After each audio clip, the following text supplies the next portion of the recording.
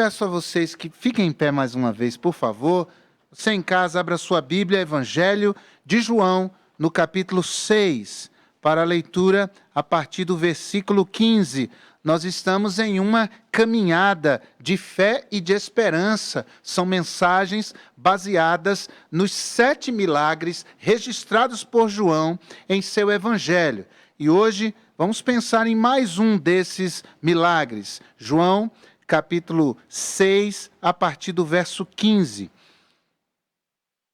Sabendo, pois, Jesus que haviam de vir arrebatá-lo para fazê-lo rei, tornou a retirar-se ele só para o monte. E quando veio a tarde, os seus discípulos desceram para o mar, e entrando no barco, atravessaram o mar em direção a Cafarnaum, e era já escuro, e ainda Jesus não tinha vindo a eles. E o mar se levantou porque um grande vento assoprava, e tendo navegado uns 25 ou 30 estádios, viram a Jesus andando sobre o mar, e aproximando-se do barco, temeram. Mas ele lhes disse: sou eu, não temas. Então eles de boa mente o receberam no barco, e logo o barco chegou à terra para onde iam. Louvado seja o nome do nosso Deus. Ó Deus, te agradecemos. Que bênção é estarmos em tua presença. E é o Senhor em nosso meio que faz toda a diferença. Pedimos, Pai Santo, que agora o teu Espírito fale conosco. Há necessidades, meu Deus, que eu não sei que os meus irmãos têm, que os meus amigos têm, mas o Senhor sabe. E eu peço que o suprimento do Senhor se faça presente em cada vida. Ó Deus, abençoa-nos diante da tua poderosíssima e invencível palavra. É o que oramos em nome de Jesus. Amém e amém. Podem se assentar, meus queridos. São 7 milagres registrados por João no Evangelho. Milagres esses que ele chama de sinais, porque sinalizam, porque apontam para uma verdade, porque escondem lições importantes para a nossa vida espiritual e a nossa caminhada com Cristo, àqueles que são discípulos de Jesus e àqueles que ainda não o conhecem, mas que, ouvindo desses sinais e as lições por trás deles, possam abrir seus corações para Cristo e, pela fé, recebê-lo como Senhor e como Salvador de suas vidas. Essa história desses discípulos com Jesus no Mar da Galileia é também a nossa história. Essa história desses 12 homens com Jesus ali, naquela experiência tão marcante, é também a história de todos nós. Porque o Mar da Galileia estava para os discípulos de Jesus naquele tempo como o mar da vida está para nós. Assim como o mar da Galileia de quando em quando se agitava, a nossa vida de quando em quando se agita. Assim como as tempestades eram imprevisíveis nos dias de Jesus, as tempestades que nós enfrentamos na nossa vida diária, elas também são imprevisíveis, nós nunca sabemos quando elas haverão de se levantar sobre a nossa vida. E essa vida agitada, tempestuosa, acaba agitando o nosso coração, nos fazendo provar de sensações muito duras, como medo, como pavor, como a insegurança. Inclusive, o sentimento de desesperança, em função daquelas nuvens densas que envolveram a nossa vida e que tornou-a agitada. Os discípulos estavam no Mar da Galileia, nos diz o texto sagrado, na 4ª vigília da noite. As horas eram divididas assim, dessa maneira. A primeira vigília da noite começava às 18 horas e ia até às 21. A segunda vigília, das 21 horas até a meia-noite. A terceira vigília da noite começava à meia-noite e ia até às 3 horas da manhã. E a quarta vigília da noite ia das 3 da manhã às 6 horas da manhã. E o que dizem os estudiosos, a ciência, é que a hora mais escura de uma noite se dá entre as 3 e as 6 da manhã. Ou seja, a quarta vigília da noite era o momento mais escuro do Mar da Galileia. Interessante isso, porque quando a gente vai até a Galileia e você olha, a primeira vez que nós fomos a Israel, nós ficamos num hotel cuja janela dava de frente para o Mar da Galileia, uma distância bem considerável, mas nós só víamos aquele breu diante de nós. A escuridão é tremenda ali. Então, entre 3 e 6 da manhã se dá a hora mais escura de uma noite. E foi exatamente na hora mais escura da noite, sobretudo para os discípulos, que Jesus apareceu. Que Jesus foi ao encontro deles. O que isso tem a ver conosco é que, gente, na hora mais escura da nossa vida, Jesus vai aparecer. Se Jesus ainda não apareceu, é porque na sua vida ainda não é o momento mais crítico. Ainda não é o momento decisivo. Ainda não é o momento mais escuro. Marcos capítulo 6, verso 48, que é a narrativa do mesmo fato que lemos em João capítulo 6, diz o seguinte: e vendo que se fatigavam a remar, porque o vento lhes era contrário, perto da quarta vigília da noite, aproximou-se deles, andando sobre o mar, e queria passar-lhes adiante. A história, portanto, é desse encontro dos discípulos amedrontados no meio do Mar da Galileia, na hora mais escura da noite, esse encontro desses homens atemorizados com o Senhor Jesus, que lhes disse: não temais, não tenham medo, sou eu. Então essa história está registrada na Escritura Sagrada para nos mostrar que Jesus é o Deus presente na tempestade. Que Jesus se faz presente em nossas tempestades. Então, algumas lições que eu quero compartilhar com você, algumas verdades que eu quero compartilhar com você em nome de Jesus. A primeira é absolutamente óbvia, embora haja pessoas que não estão preparadas. Embora saibam, esse saber ganhou somente sua mente, não seu coração. Todos nós enfrentamos tempestades. É uma verdade óbvia. É lugar comum. Mas, como disse, pouca gente se apercebe disso. E quando se vê diante de uma tempestade, acha que é o único alvo de uma tempestade na sua vida.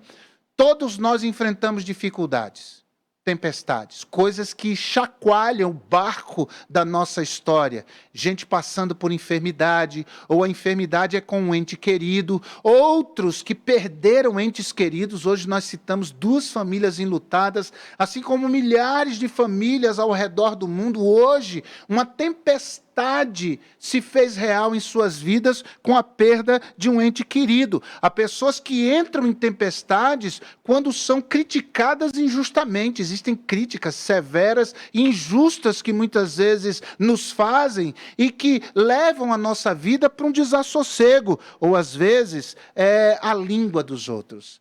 Às vezes é o que estão falando de nós, às vezes falam de nós justamente, mas isso não lhes dá o direito de falar. Outras vezes falam de nós de maneira injusta. Ou quem sabe, é a tempestade que acomete aqueles que veem o fim do seu casamento, que vem uma separação acontecer, ou um filho que entra em crise, um filho que entra em confusão, e os pais se veem de mãos atadas, sem saber como lidar com essa situação. Outras vezes a tempestade tem a ver com perdas físicas. É gente que perdeu o emprego, por exemplo. É gente que perdeu dinheiro, que fez um investimento que deu errado e que faliu, e ele perdeu tudo aquilo que ele investiu. E tantas, e tantas, e tantas outras maneiras de uma tempestade existencial chegar à nossa vida e colocar medo no nosso coração. Agora a pergunta para quem está vivendo uma tempestade é: por que, Senhor? Quanta gente pergunta: por que eu, Senhor? Por que eu me encontro nesta situação? O que está havendo? Mas eles não se apercebem que muitas vezes é o próprio Senhor que nos leva para o olho do furacão, para o centro de uma tempestade. Se não, vejamos, capítulo 14, verso 22 de Mateus. Mateus também conta a mesma história. Mateus 14, 22 diz assim: e logo ordenou Jesus que os seus discípulos entrassem no barco e fossem adiante para o outro lado, enquanto despedia a multidão. Veja que foi Jesus que deu ordem para que eles entrassem no barco e fizessem a travessia.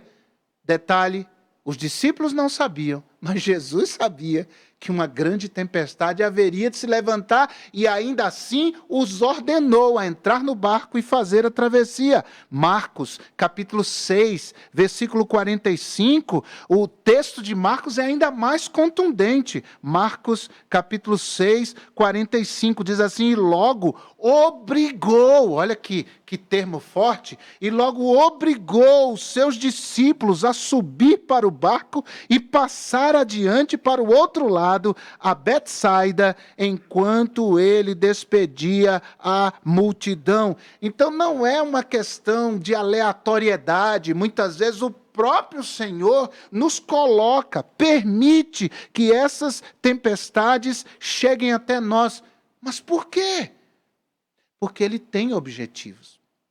Uma tempestade, um chacoalhão na nossa vida vai nos deixar mais alerta, vai nos deixar mais dependentes, vai nos deixar mais humildes, vai nos fazer enxergar certos pontos cegos na nossa vida. Quem dirige, quem é motorista sabe que existem certos pontos cegos que o retrovisor não mostra. Uma tempestade pode nos levar a nos tirar da zona de conforto e nos fazer enxergar coisas que o conforto nos impede de enxergar. Então, todos nós passamos por tempestades. Uma segunda realidade que eu quero lhes trazer em nome de Jesus é a que diz que nós reagimos distintamente às tempestades.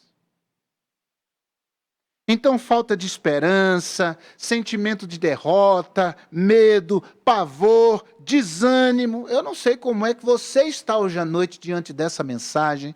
Eu não sei como é que você se encontra, como é que está o seu coração diante das tempestades pelas quais você está passando. Você sabe que há pessoas que têm a tendência de achar que é só com elas, ou que elas sofrem mais do que os outros. Isso é uma grande ilusão. É por isso que eu digo que nós não devemos cobiçar os problemas dos outros. Tem gente que acha que os problemas dos outros são menores do que os deles.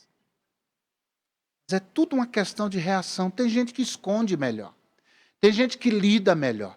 Tem gente que tem uma estrutura emocional e até espiritual mais desenvolvida. E não é que não sente, mas lida de uma maneira mais madura, mais serena com a adversidade. A verdade é que a gente só vai saber como é que vamos reagir quando estivermos dentro do olho do furacão. Agora, é muito importante que nós tenhamos no coração a escala da dor, a escala do sofrimento. E a escala da dor, do sofrimento, mede, portanto, dor e sofrimento. A intensidade de dor e sofrimento pela qual alguém está passando. E como é que a gente sabe isso? Como é que a gente pode medir isso? Dor e sofrimento nessa escala? É a aproximação. Aproxime-se. Antes de achar que o outro sofre menos que você, se aproxime. Em loco, muitas vezes a gente percebe que na escala do sofrimento e da dor tem gente sofrendo muito mais do que a gente. E vamos descobrir que há pessoas sofrendo menos do que a gente. Mas a intensidade da dor e do sofrimento, ela é permitida por Deus para que os intentos do Senhor sejam alcançados. Eu acredito que quanto mais orgulhosos, soberbos somos, maior é a intensidade do sofrimento para nos quebrar.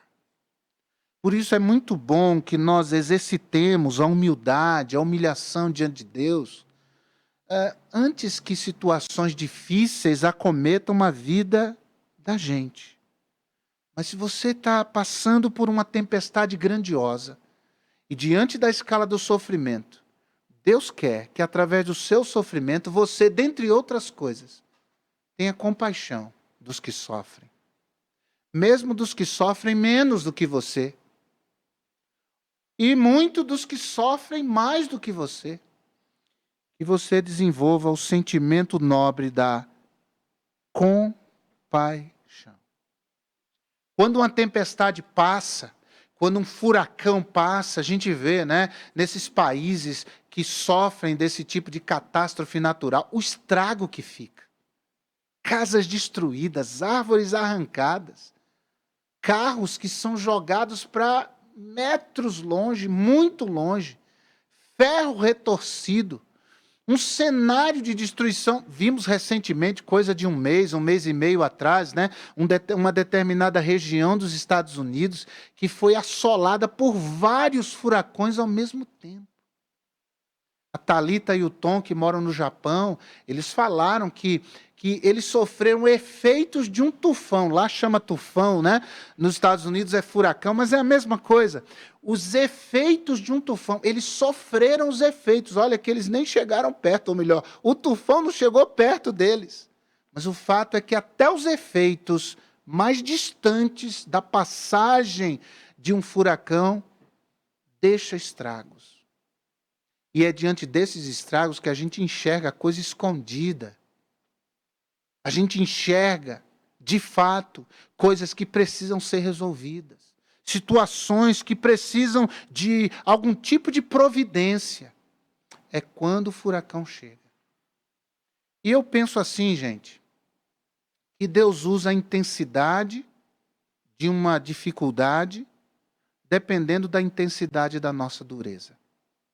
A gente viu aqui, por exemplo, quando o pessoal que está trabalhando na colocação do piso novo, eles tiraram aquele piso velho e eles usaram um instrumento de trabalho, um tipo de pontalete elétrico, e aquilo ia quebrando com certa facilidade aquela camada de piso que nós tínhamos aqui. Mas quando chegou no contrapiso, eles sofreram com aquela ferramenta. O contrapiso aqui era isso aqui. Era muito bem feito. Pena que a terra embaixo dele cedeu, isso gerou algumas rachaduras no piso. Mas que o concreto era isso, eram placas de concreto dessa grossura. Coisa bem feita. E aquela ferramenta para quebrar aquilo, mas era uma luta. Aí nós temos um irmão aqui da igreja que trabalha com essas e outras ferramentas. Ele aluga e tudo mais. O irmão Paulo, o esposo da irmã Miriam. E aí, diante da necessidade de uma ferramenta para tirar o púlpito do lugar, a gente não estava conseguindo, precisava de uma desparafusadeira elétrica, eletrônica.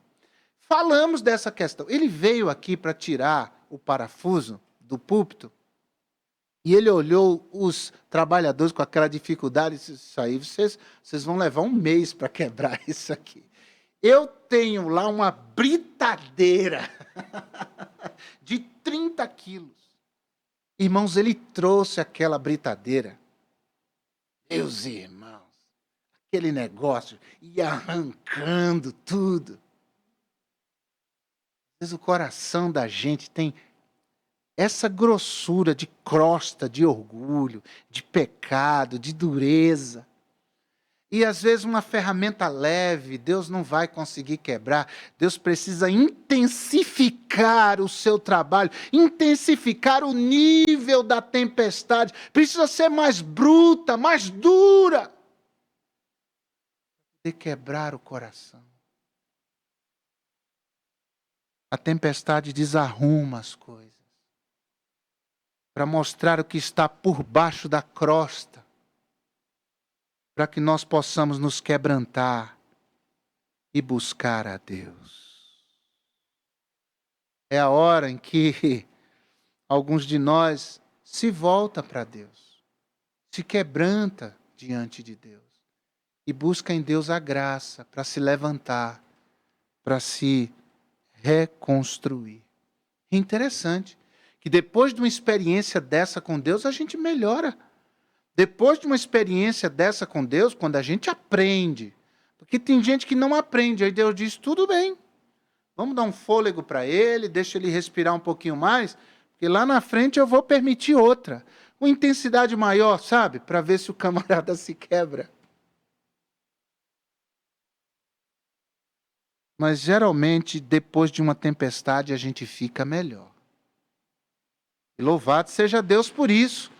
Antes, sermos disciplinados pelo Senhor do que pelo mundo. O Senhor nos disciplina com amor.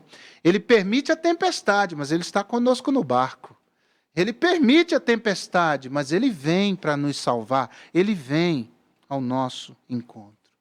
Você está passando por tempestade? Então talvez seja a hora de arrumar algumas coisas aí, no seu coração. Para que de fato os objetivos de Deus sejam cumpridos. E a tempestade seja dissipada. Mas em último lugar, quero afirmar, não só que todos nós passamos por tempestades, e também que todos nós reagimos de maneiras diferentes às tempestades, mas também que geralmente nós não vemos o que Deus está fazendo na tempestade. No meio da tempestade, nós achamos que Deus sumiu. Que Deus nos deixou sozinho, que Deus nos virou as costas, que Deus não se importa, que Deus não responde ao nosso clamor, que Deus está calado. Mas quando você luta no meio de uma tempestade, quero lhe garantir uma coisa, Jesus está intercedendo por você. Enquanto você luta no mar bravio da vida contra uma tempestade, Jesus está orando por você. Marcos, capítulo 6, versículo 46, diz, e tendo-os despedido, foi ao monte orar. Quer dizer, Jesus está lá e diz assim, olha, vocês vão, atravessem para o outro lado. E ele foi orar. Eu tenho certeza que, dentre outras razões de oração, Jesus foi orar pelos discípulos. Quando você luta, Jesus sabe da sua luta e Jesus intercede por você. Parece estranho esse negócio de Jesus orar por nós. Realmente nós oramos a Jesus, ou oramos a Deus em nome de Jesus, mas Jesus ora por nós? Sim. Hebreus, capítulo 7, verso 25. Hebreus 7, 25. Falando de Jesus, o autor aos Hebreus diz, portanto, pode também salvar perfeitamente os que por ele se chegam a Deus, vivendo sempre para interceder por eles. Louvado seja o nome de Jesus. Enquanto você está remando, Deus está orando. Enquanto você está no meio do mar da vida, açoitado pelas ondas da vida, você não pode parar. O seu trabalho é remar, Porque Jesus está intercedendo a Deus pela sua vida. Tem misericórdia deles, Senhor. Ó Pai, tem misericórdia desses que o Senhor comprou com meu sangue precioso. Ele intercede por nós. Vive sempre a interceder. Então tem gente que larga o remo. Tem gente que entra em pânico. Tem gente que não lembra de orar. Tem gente que não lembra de remar. Prefere largar de mão. Largar de mão não. O discípulo de Jesus continua remando a despeito das tempestades. É por isso que no meio dessa pandemia, há crentes que desanimam. Nós não vamos desanimar.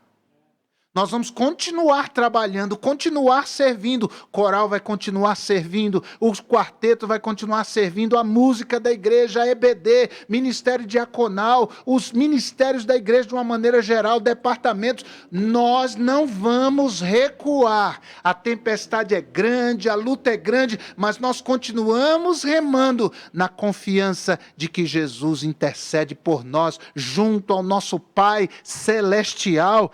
E Jesus ora, e ele diz ao Senhor: Pai, eu te louvo, lembra diante do túmulo de Lázaro, porque tu sempre me ouves. É garantido que a oração de Cristo por nós será ouvida e atendida pelo nosso Senhor, Deus e Pai. Louvado seja o seu nome. Então nada disso pode tirar você desse ímpeto, dessa decisão de continuar remando, de continuar batalhando, de continuar conversando com a sua família, de buscar mais uma conversa, de ir além, de não desistir, de não esmurecer. João 6, verso 19 diz que eles já haviam navegado uns 25 a 30 estádios, isso dá mais ou menos 30 estádios, uns 6 quilômetros. Remando, lutando contra o vento, lutando contra as ondas, quando eles viram Jesus andando sobre as águas, vindo ao encontro deles. Então, enquanto Jesus não vem, em nome dele eu lhe digo, continue remando. Continue batalhando, continue trabalhando, continue na sua confiança em Deus, porque Jesus nos dá coragem na tempestade, mesmo antes da tempestade acabar. Louvado seja o nome do Senhor. Mateus 14, 27. Jesus, porém, lhes falou. Mateus 14, 27. Jesus, porém, lhes falou logo dizendo: tende bom ânimo, sou eu, não temais. Jesus estimula o nosso ânimo no meio da tempestade. Por isso dizemos com ousadia e na confiança do Senhor, nós não vamos recuar. Nós vamos continuar avançando, vamos continuar remando, fazendo a nossa parte, porque Jesus quer que nós oremos, que nós creiamos, que nós adoremos e que nós glorifiquemos o seu santo e bendito nome. Deus não te deixa passar pela tempestade só para você chorar, só para você sofrer, só para você emagrecer de preocupação ou engordar. Tem gente que come quando está nervoso, quando está ansioso, quando está debaixo de luta. Mas Jesus permite a tempestade porque nós precisamos crescer. Você precisa crescer. Eu, na nossa fé, na nossa confiança, na nossa intimidade com Deus. Mesmo que para isso Jesus tenha de nos colocar dentro de uma tempestade grandiosa. Para prevalecer, e eu estou encerrando, para prevalecer sobre as tempestades, você e eu precisamos viver esse senso de propósito. Eu vou explicar isso. Porque Jesus chamou, ordenou, obrigou os discípulos a atravessarem para o outro lado, mesmo sabendo que uma tempestade viria. Mas, irmãos, quem é que chamou foi Jesus. Quem é que ordenou foi Jesus. Quem é que obrigou-os a entrar no barco e seguir para o outro lado foi Jesus. E onde é que está o propósito? Mateus 14, 34. E tendo passado para o outro lado, chegaram à terra de Genezaré. Marcos 6, 53. E quando já estavam do outro lado, dirigiram-se à terra de Genezaré e ali atracaram. João capítulo 6, verso 61. Então eles de boa mente o receberam no barco e logo o barco chegou à terra para onde iam. Ou seja, você e eu não viveremos numa tempestade para sempre. Você e eu não viveremos no meio de um furacão como esse para sempre. Isso vai passar, porque Deus tem um propósito para nós e nós vamos chegar do outro lado do mar da nossa vida, dessa tempestade. E Jesus é Senhor sobre a tempestade. Ele virá ao nosso encontro, Ele nos dará palavras para que nós descansemos o nosso coração nele. E em nome de Jesus, agarre-se a esta verdade que diz: eu e você, passando por tempestade que for, nós chegaremos do outro lado. Louvado seja Deus! Por isso é que Jesus é o Deus presente na nossa tempestade. Agora, João capítulo 6 diz que havia outros barquinhos naquele dia da tempestade. Mas só um barco que Jesus estava ali com eles. Eu estou querendo dizer isso porque tem gente que está no meio da tempestade, mas Jesus não está no barco com eles, Jesus não foi ao encontro deles, Jesus não se faz presente na vida deles, pelo simples fato de que eles não são discípulos de Jesus. Eles de fato não entregaram suas vidas a Jesus. Então, duas coisas importantes aqui para nós encerrarmos esse tempo de meditação na palavra. A primeira é: quando tudo estiver calmo, prepare-se, vem tempestade por aí. A segunda é: quando na tempestade, uma coisa que você deve fazer é continuar remando, se Jesus é Senhor da sua vida. Fique firme, Jesus vai chegar. E você vai chegar do outro lado com a graça de Jesus. Você não conhece esse Jesus? Entregue sua vida a Jesus hoje. Falta-te Jesus. Falta Cristo na sua vida. É isso que falta. Então abra o seu coração. Entregue sua vida a Cristo. E louvado seja o nome do Senhor, Deus presente no meio da tempestade. Vamos orar? Se você está acompanhando essa transmissão, é crente em Jesus, Deus falou o seu coração, você está tomando decisões, diga: eu estou renovando a minha fé em Jesus. Escreva aí no chat do YouTube, do Facebook.